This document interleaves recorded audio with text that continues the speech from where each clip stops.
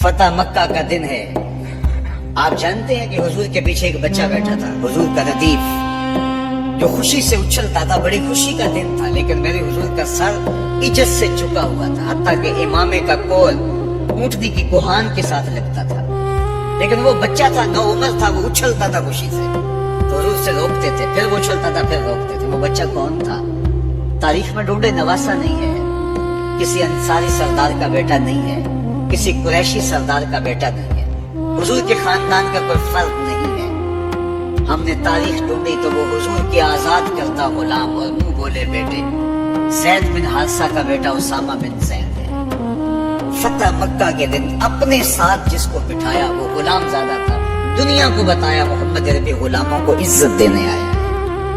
ایک غلام کو یہاں اپنے ساتھ سواری پہ بٹھایا, دوسرے کو کعبے کی چھت پہ چڑھا دیا. بلال حبشی کو کہا یہاں کھڑے ہو کے اذان پڑھو. اللہ اکبر.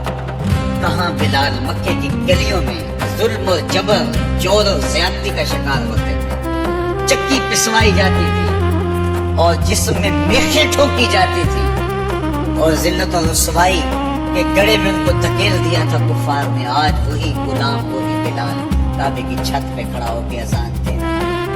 اللہ اکبر. میں یہاں کھڑے ہو کے اذان تو رخ کروں گا قبلے کی جانب, اور جب کعبے کی چھت پہ کھڑا ہوں تو پھر جدھر رخ کروں ادھر ہی تو قبلہ ہوگا.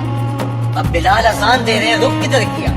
حضور طواف کر رہے تھے, بلال اذان دے رہے تھے, جدھر جدھر حضور کرتے وہ بھی رخ پھیرتے چلے جاتے. اقبال بولے اذان ازل سے تیرے عشق کا ترانہ بنی, اذان ازل سے تیرے عشق کا ترانہ بنی, نماز تو اس کی دید کا ایک بہانہ بنی.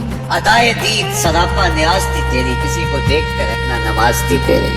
کیسا رنگ تھا, کیسا جمال تھا. تو وہ طبقے جن کو کوئی پوچھتا نہیں تھا, ان کو عزتوں کی مسند پہ بٹھایا.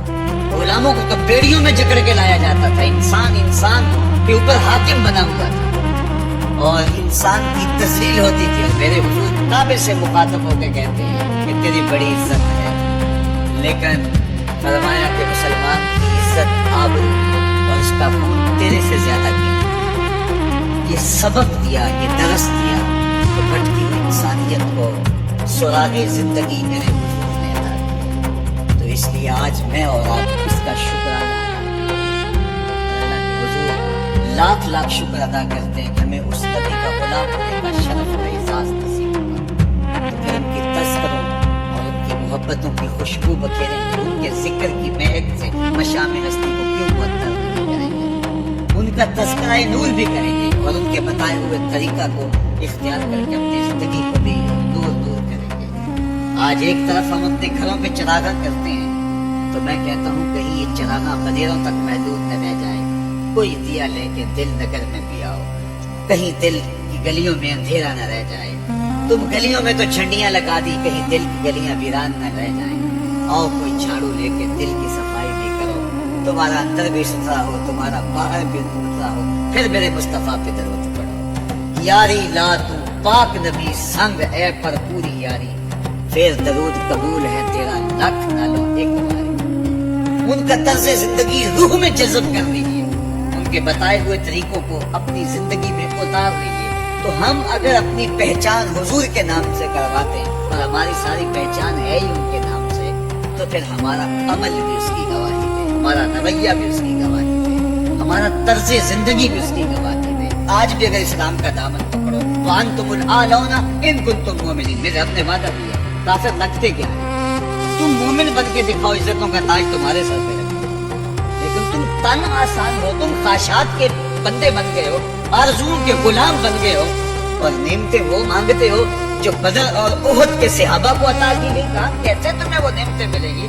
پہلے اپنے آپ کو ثابت تو کرو کہ ہم ان کے اہل ہیں, اور جب اپنی اہلیت ثابت کرو گے تو رحمت کی برکھا برسے گی, اور اتنا کرم ہوگا کہ تمہارے دامن تنگ نظر آئیں گے, اور تم برستے پھولوں کو سمیٹ نہیں پاؤ گے. لیکن افسوس کہ تم طلب وہ کرتے ہو. وہ ایک بڑا معروف جملہ ہے کہ لوگ جو ہے وہ زندگی یزید کی جینا چاہتے ہیں اور موت حسین کی مانگتے. صاحب ایسا نہیں ہوتا.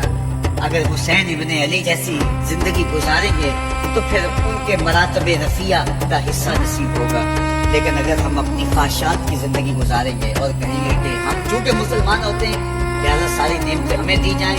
ہم جھوٹے ہیں, ہم مکار ہیں, ہم 2 نمبر بال بیچتے ہیں, ہم جو چاہیں کریں, ہم وعدہ خلافی کریں, لیکن ساری عزتیں ہماری جھولی میں ہونی چاہیے. مسلمان جو ہوتے ہیں, لیکن ایسا نہیں ہوتا. اس کا وعدہ ہے تم مسلمان عملاً بن کے دکھاؤ, عزتوں کا تاج تمہارے قدموں تلے ہوگا.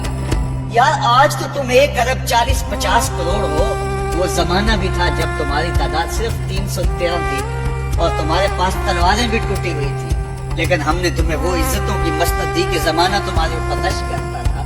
تو آج اگر تم اس کے ہو کے دکھاؤ اور اس کے بن کے دکھاؤ تو میں تمہیں عزتوں کے تاج پہنا دوں.